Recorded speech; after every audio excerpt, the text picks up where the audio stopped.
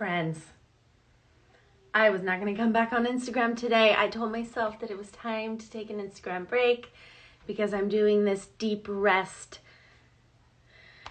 virtual retreat with Corey Mascara this weekend, and it is good, but I must come do this right now because as part of this retreat, he led us through what he calls intentional movement.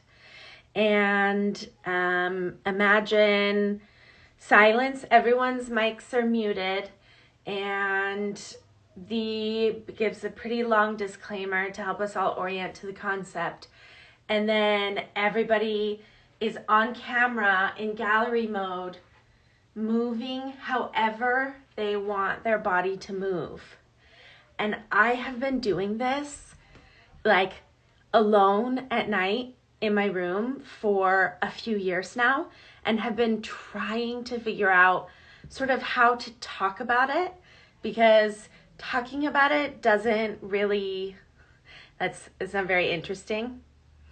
And demonstrating it just to demonstrate it felt a little strange, but experiencing this kind of intentional movement in a setting with a facilitator and the specific container set up to communicate to you that it's a safe place to really explore.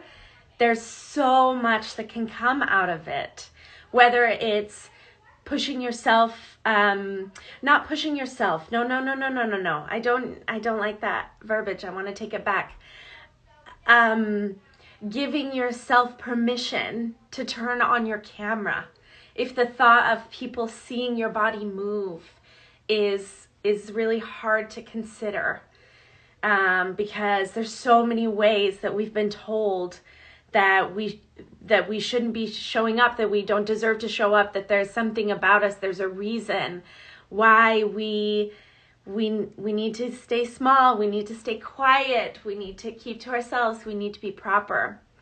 And having just experienced this, I want to share this, not Corey Mascara's thing, that's his, but having his experience gave me the space that I needed and the inspiration to announce this thing I just thought of, that I want to try with you. That's called Sensual Stretching. And so I'm going to give you a little demonstration in a second, but I'm wanting to try this on April 20th. So on 4/20 at 7 p.m. Pacific. I want to do a Zoom call and see if I can get anyone to join me in doing this thing that I think could not only be transformative around joining in with a group of women who are participating at the same time in the attempt to learn how to really be in our bodies and what that means for us to be in our bodies fully. And I imagine that's something that I would instruct over the first few classes, just easing into this idea. Because if it's something you haven't done since you were a kid, it may feel really foreign. But we all understand this. It's primal. We have it innately. It's what being a kid was and what being a kid is. But over time, if there is a community of people who enjoy this kind of connection, I think it has potential to be a very fulfilling social experience. I mean, I, as an excitable idealist, want to believe this is something I can do, want to believe that this is something I can have. I don't think I'm asking too much to be able to have a space, to really like show up as myself and to see other people doing the same thing. And I fully recognize that the thought of kind of doing something with me, because I have this troll following, might not be as appealing to you, and it sucks. But I have such a strong desire for connection that I'm willing to just keep trying. Like something's gonna work. There's something out there that hasn't been tried yet, that hasn't been done. So this is what sensual stretching is going to look like. And it's called sensual stretching specifically because I started doing it in the evening before bed, and it really came out of being high, about the way that especially being alone in your room at night, if you have candles burning and music playing, that the way that cannabis affects my brain really allows me to drop into my body. You know, if we're going to stay on the theme around sex, it's why I just love sex and cannabis together, and we should discuss that sometime also. But this is about sensual stretching, which looks a little something like this, but I've just finished doing it for an hour, and so I'm feeling really loose. Sensual stretching starts kind of like this. It starts kind of like mountain pose. And if you were doing this with me, you might, if it feels good to you, do something similar to what I'm doing.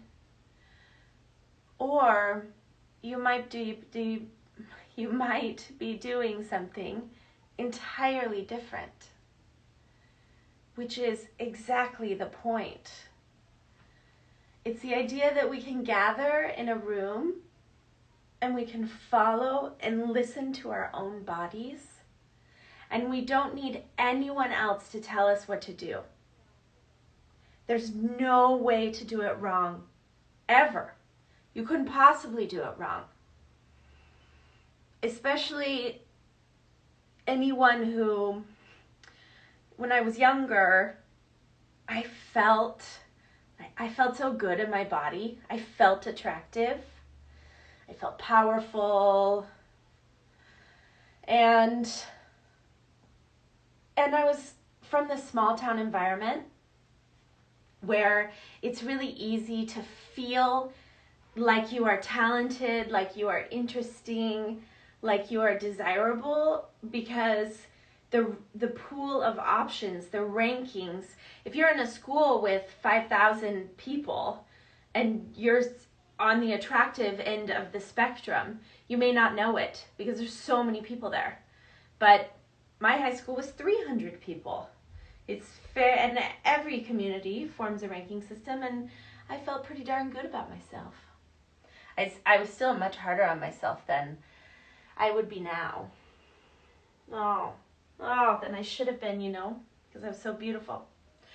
But when I went to BYU, when I went to college, and I looked around, I realized, oh man, my body's like not particularly special after all.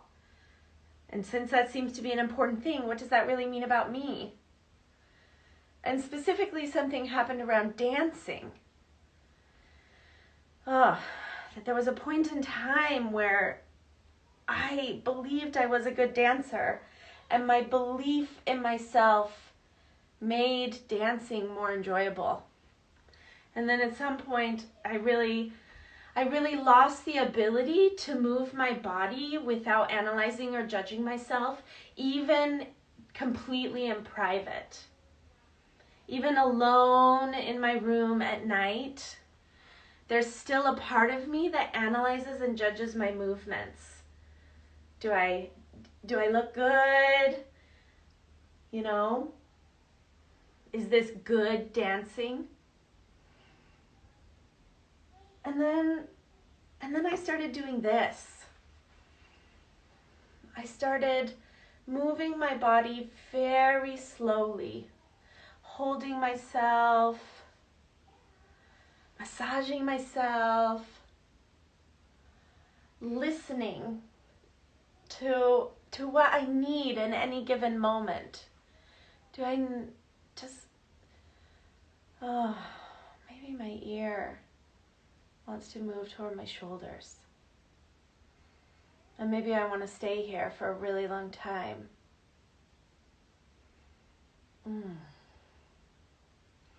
And today, I got to have this experience with other people for the first time. I've only done it by myself before. And there is an intimacy to it. And there is a vulnerability. But I want you to experience it, and I want to experience it with you, because the reaction when it was over was, I mean, it seemed unanimous. It was a whole bunch of people saying, there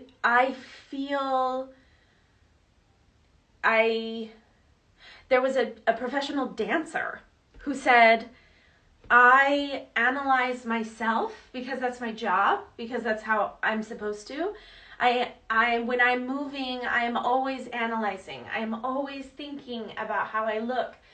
And the invitation to join in group movement, but to have no directives, to have no intention outside of listening to yourself wholly. Whatever you want to do at any given moment is entirely acceptable. She found it really meaningful too. And there is something about doing it on camera. As I was starting my movement, I started thinking about my thinking, right? We were supposed to be meditating. We were supposed to be in a more meditative state than I was, because I got very excited about this realization that I could share this experience with other people. So as I was starting, I was thinking about how I felt a desire to turn on the camera. That was my bra, right? It's just, there's nothing wrong with my underboob. It's just, I don't want to get censored because my boob popped out.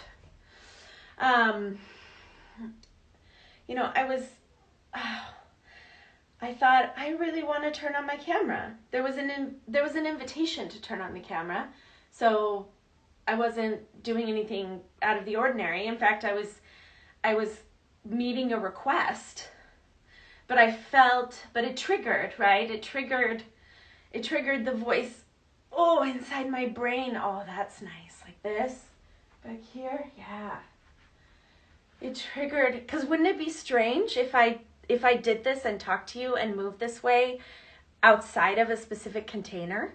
Like, we have this idea that we are supposed to present in these very specific ways in our bodies. And this is the act of showing up in public ways, giving full permission to yourself to just be however you want to be and to experience that with other people. Oh man, I think I just lost my other thread. Yes, no. I was shaming myself because I wanted to be seen. And so I decided to try a little confrontation. That should not be a surprise. That is the theme of my life right now. What can I confront? And so not only did I turn on my camera, I adjusted the view on my iPad so that I could be fully seen. And then, instead of thinking about myself, I started paying attention to the other people in the frame with me. And I started seeing how many different ways there were. Some people, I do not have any support in my bra, so I'm not going to do any jumping. Some people were doing jumping jacks. There was definitely a split between the masculine movement and the feminine movement, which, would probably, there's some alignment in, Corey Muscara calls this intentional movement, and I call this sensual stretching. The very way it was conceived came out of this desire to shape my body in ways that feel good. And sometimes there is an element of, I have a mirror right here, so I can see myself on top of you seeing me, and you can start adding in moving your body and watching your body move at the same time. Because if you also analyze the way you move your body constantly, we lose this ability. We lose this ability to move and shift and really feel into ourselves without judgment. And the farther we got into the group experience, the bigger my movement got. Swinging my arms, oh, that is my breast. Hold on. I told you, this is a really crappy bra. It's a very comfortable bra. Okay. I started swinging my arms like this. And my sensual stretching, what I do all by myself, it's much slower. It doesn't have movements that are quite as large. But being in the gallery view on the Zoom call, I was able to see what other people were doing and think, oh man, like that person's doing this with their arm. That seems like it would feel really good right now. And so then I started swinging my arms, and then I really wanted to windmill my arms like this. Like it just felt so good. Woo. And some people were jumping. Some people were like running like this. I didn't really want to run. Then I started playing with being on my tiptoes. That felt nice. Then I started to feel kind of like a kid again. Like, what can I do on my tiptoes? How much can I move my legs? Oh, it feels good. Like, my thighs are activated, but the point isn't anything past feeling my activated thighs. There's no amount of time that this needs to be tied to. There's no results that I'm trying to get out of this.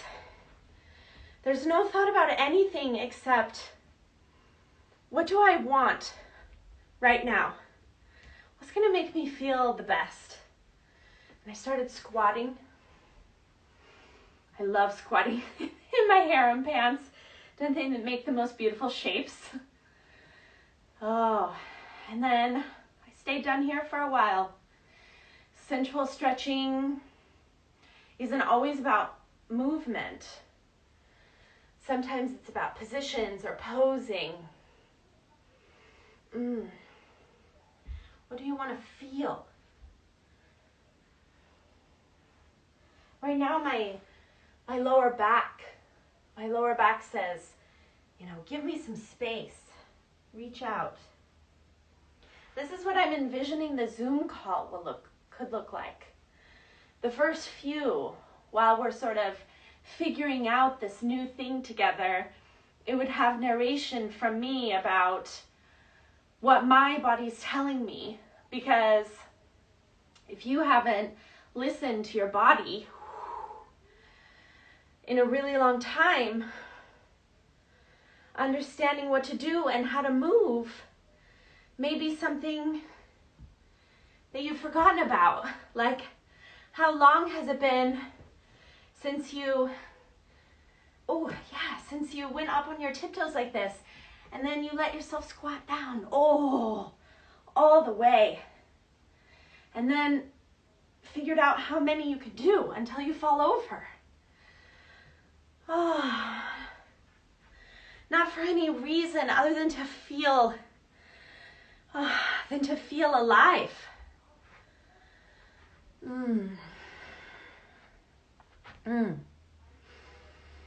So, now, it feels good. It feels good to be so tuned in. If that sounds like something you'd like to try, I will do it. I won't do it if I'm the only one in the Zoom call. I will do it, though, if I'm the only one willing to have my camera on. My goal would be for it to be an experience where I create a space that you can experience the kind of personal growth that you seek.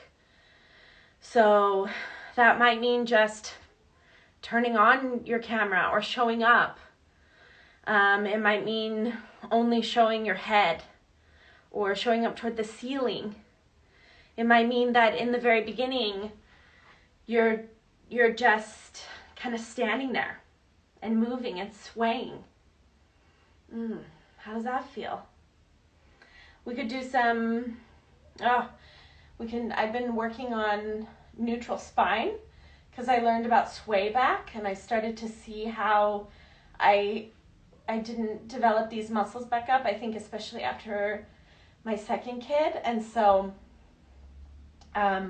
just standing, I realized that standing in neutral posture, I can feel my muscles activating right here. I can feel so much activation in here. Like, these are the kinds of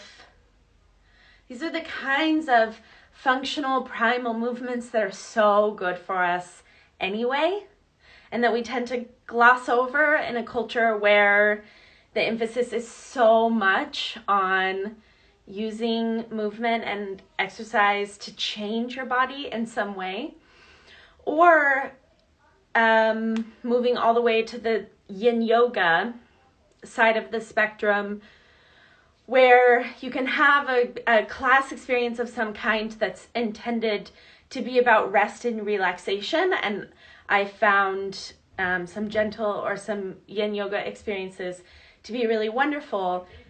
But I kind of want more. I gotta go. Okay, it's family time. Bye. Okay, so I'll put up an announcement in my feed. If you want to join me, I'd love to have you.